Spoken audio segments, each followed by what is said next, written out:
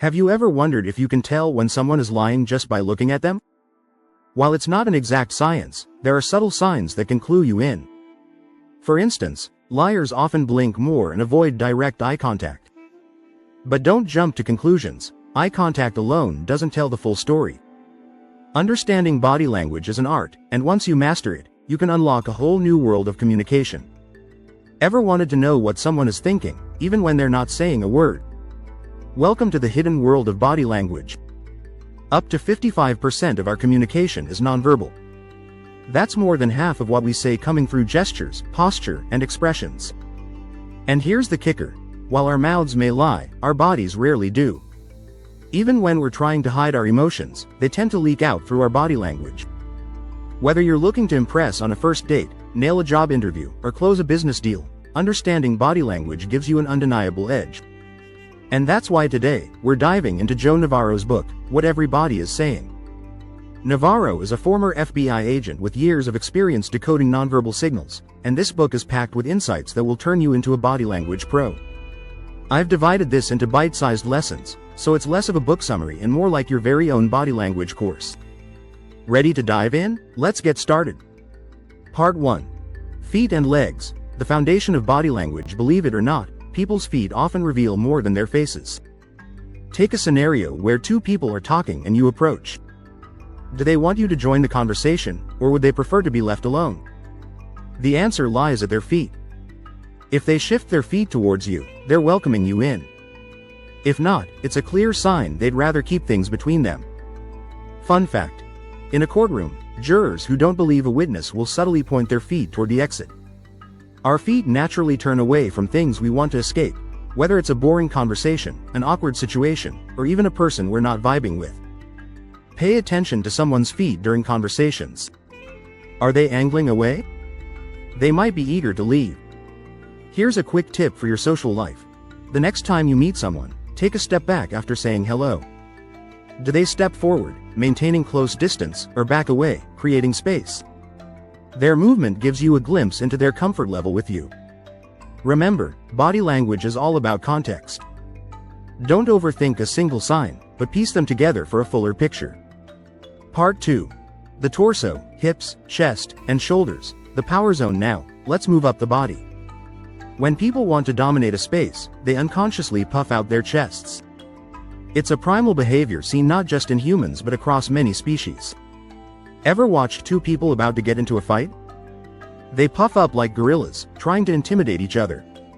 Even professional boxers do this during pre-fight stare-downs. Here's a surprising one. You've probably seen someone take off a hat or jacket right before they got into an argument or physical fight. That's because shedding layers signals readiness for battle. The next time you see this, be alert. Things could escalate fast. Shoulders also tell an interesting story. A full, confident shrug shows honesty. But a half-hearted shrug? That's often a sign of doubt or uncertainty.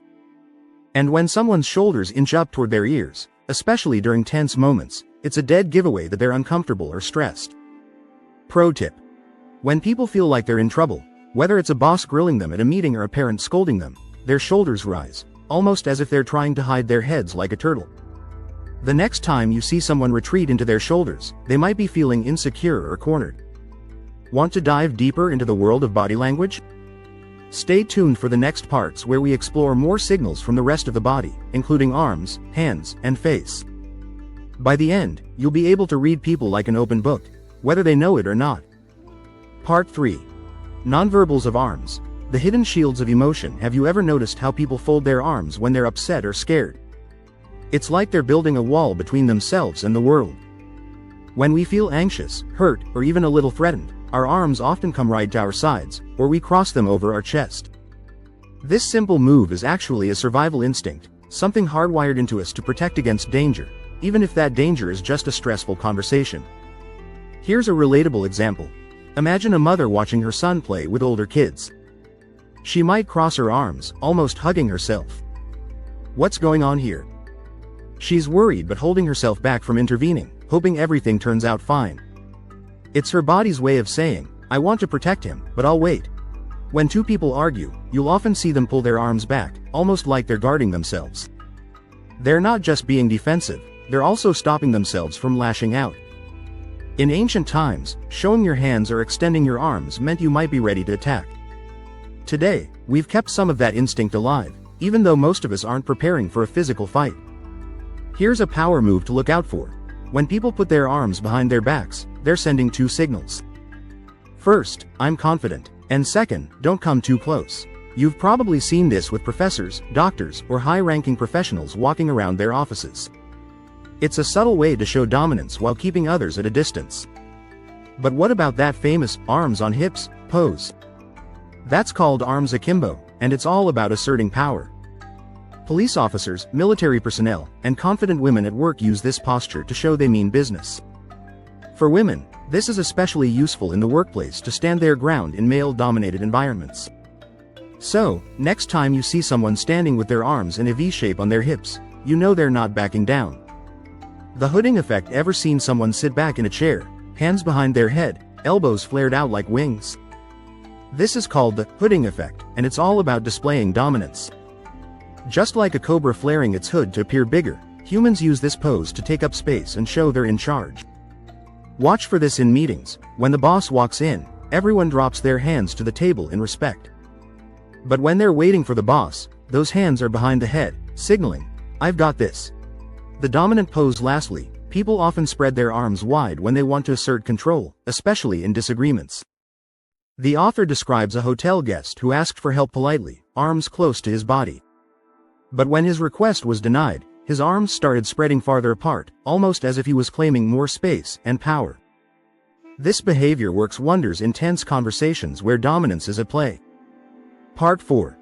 Nonverbals of hands and fingers. Your hands tell all. No one likes a sweaty handshake, right? It can be a deal breaker in an interview, meeting your future in-laws, or even just a casual introduction. But here's the thing. Sweaty hands aren't just about being too hot, they can signal stress or nervousness. It's your body's limbic system, your brain's emotional center, working overtime. So, if someone's palms are a bit damp, don't assume they're lying, they might just be anxious. Pro tip. If you get sweaty palms before important meetings, take a moment to wash and dry your hands. It's a small step, but it can make a big difference in making a positive impression. And here's something cool. When someone gives you a thumbs up, they're sending a nonverbal message of confidence. This simple gesture is a global signal of positivity, assurance, and high status. Ever noticed pictures of JFK with his thumbs out of his coat pockets? Or models in fashion magazines clutching their collars with their thumbs raised? It's not just for style, it's a sign of self-assuredness. Next time you're in a situation where you need to show confidence, try the thumb trick. But it's not all about raised thumbs. When a person hides their thumbs in their pockets and lets their fingers hang by their sides, that's the opposite. It's a sign of doubt or insecurity. Leaders rarely do this when they're trying to inspire confidence. The liars tell liars often move their hands less and gesture less during a conversation. It's like their brain is trying to stop them from giving too much away. So, if someone's usually animated but suddenly goes stiff, pay attention, they might be hiding something. And when people start wringing their hands, that's a dead giveaway of stress or low confidence. You'll often see this in moments of high tension, like interviews or important meetings. Touching the neck is another sign to watch for. When someone's feeling threatened or stressed, they'll often cover their neck or rub it. It's one of those signals that shows how the limbic brain, which controls survival instincts, is working overtime. Part 5. Nonverbals of the face. Reading the mask we wear. Did you know there are two types of smiles? A genuine smile, often called a Duchenne smile, involves the muscles around your mouth and your eyes. But a fake smile? That's just your mouth muscles doing the work. The eyes don't lie, so if someone's smile doesn't reach their eyes, they're probably faking it. And what about those moments when people blush or turn pale? Our faces reveal so much more than we think. Blushing often happens when we're embarrassed, shy, or flustered. But when someone turns pale, they're likely shocked or terrified.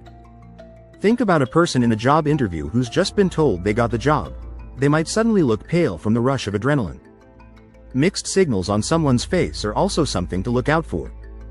If someone's smiling but their jaw is tight, don't trust that smile. It's masking stress or discomfort.